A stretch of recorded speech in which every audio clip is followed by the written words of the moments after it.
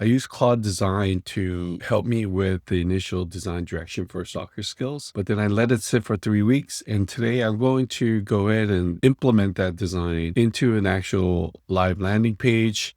I think it'll take me about 18 minutes, and we'll use Claude Code's various permission modes, including plan mode and auto mode, to do most of that work. And I'm going to go through that here in episode 2 of the Power Up series. There are 4 permission modes in Claude Code, and you cycle through them using shift+tab on the Mac. And I can't remember what the keystrokes are for the PC, but there are similar keystrokes on the PC. And the 4 permission modes are default, accept edits, plan, and auto. And I'm going to go through those as I'm showing you how those actually function inside of the real code base as we're executing on the Claude Design outputs for soccer skills. And then the second thing we're going to look at is permissions and how you can use that to add additional permissions to your Claude Code so that Claude doesn't have to ask you every time those commands come up. Okay, let's start with plan mode. I'm in a fresh session of Claude Code. I'm going to shift+tab until I see plan mode come up. And the thing about plan mode is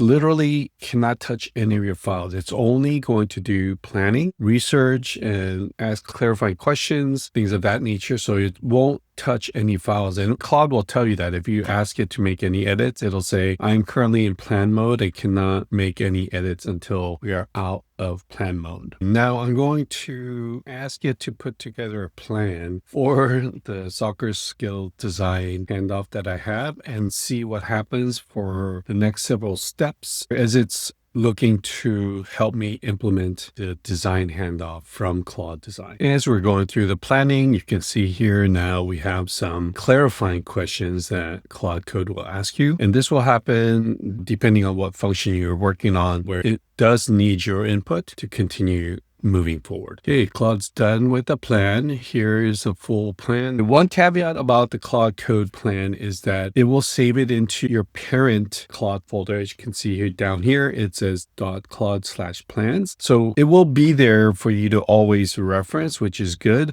That wasn't there before. It actually just used to save it in memory. And now it actually gives you an option to refine this with Ultra Plan, which costs somewhere, I think, I've seen numbers around $5 to $20, depending on how big of a project you're going to use Ultra Plan for. So it's actually going to do a doc review. We're going to now go ahead, and I'm not going to approve it because I want to show you guys something else. So we now have the plan, which is good. Claude now saves that plan in your parent Claude folder, which it didn't do before. You can do the Ultra doc review if you wanted to, but me, I'm using compound engineering to do my overall development process, and that's something completely separate.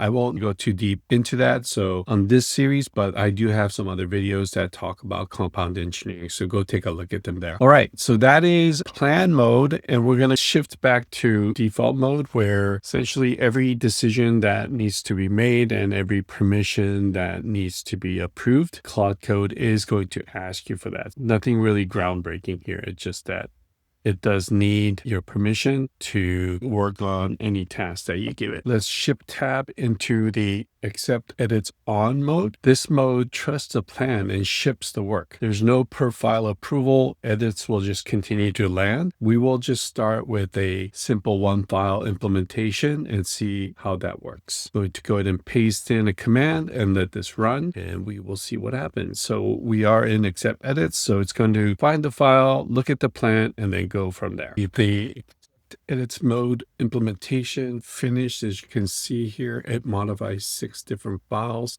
Made all these decisions by itself. I didn't really have to go do anything. It ran linting and the TSC commands by itself. And so everything is ready to go. It's giving me some information on the choices that it made. As you can see here, we have the ever-present M dashes, which now have been converted to N dashes. So yeah, it went through everything. This was not in auto mode. It's in accept edits mode. And let's go take a look at the results that it made. This is the output from Claude Design that I received. In terms of the look and feel, it is as expected. I was very much blown away with what Claude Design was able to put together.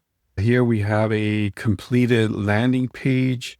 Let's see if any of these work. Yeah, Even this is working. The pricing information, amazing. This is a great first shot just using the accept edits mode, and we'll continue to build upon this. So it's just everything's a single page right now.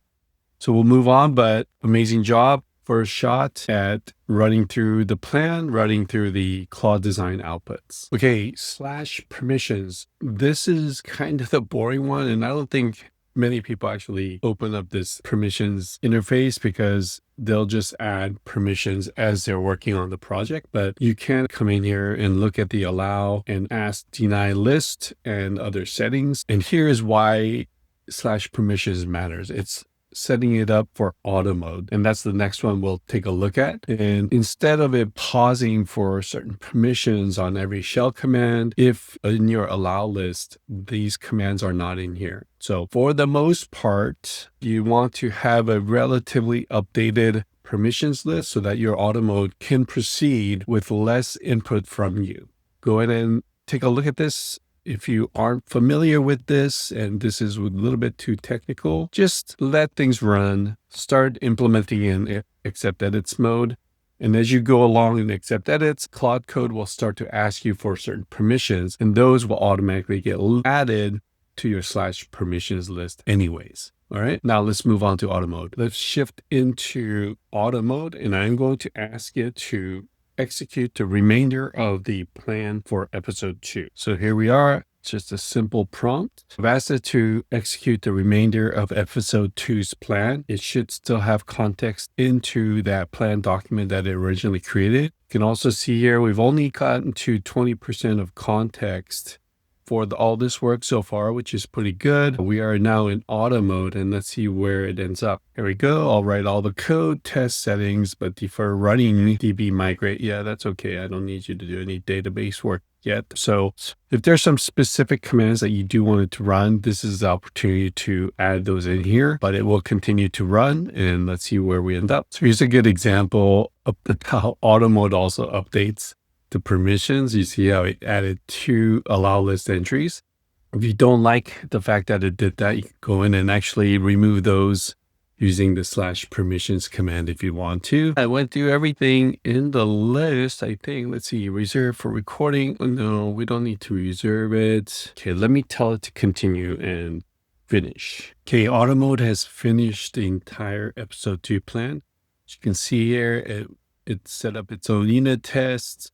It set up its own end-to-end testing as well, updated the documents, updated the other plans, episode plans, because we did make some changes in episode 2 today. And it's given me a list of pending items that I need to actually work on myself, which is good. Let's go take a look at the actual outputs on the local dev, and we'll take a look at that next. As part of the episode 2 plan, what it did was to finish the rest of the implementation. You can see that it did add the icons, and now because the database implementation was done, I actually can sign up for the waitlist. And let me show you the email itself. So Resend was properly connected. I have my Resend domain, which is hi.soccerskills.app. I can see that this is obviously a generic email template, but now I have been signed up for the waitlist.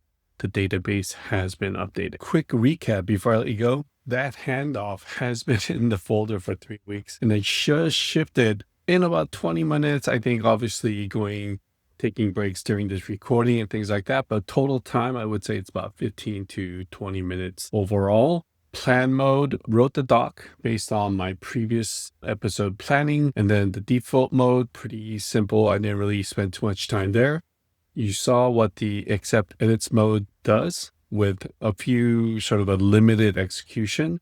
And then the permissions will kind of show you the ongoing list of allowed and denied commands that it can run. But then the bulk of the work was done in auto mode. I just told it to go ahead and execute the rest of the plan. And we now saw that the final output was a single page for soccer skills, as well as a database implementation, so that I can now actually start collecting waitlist entries for the app.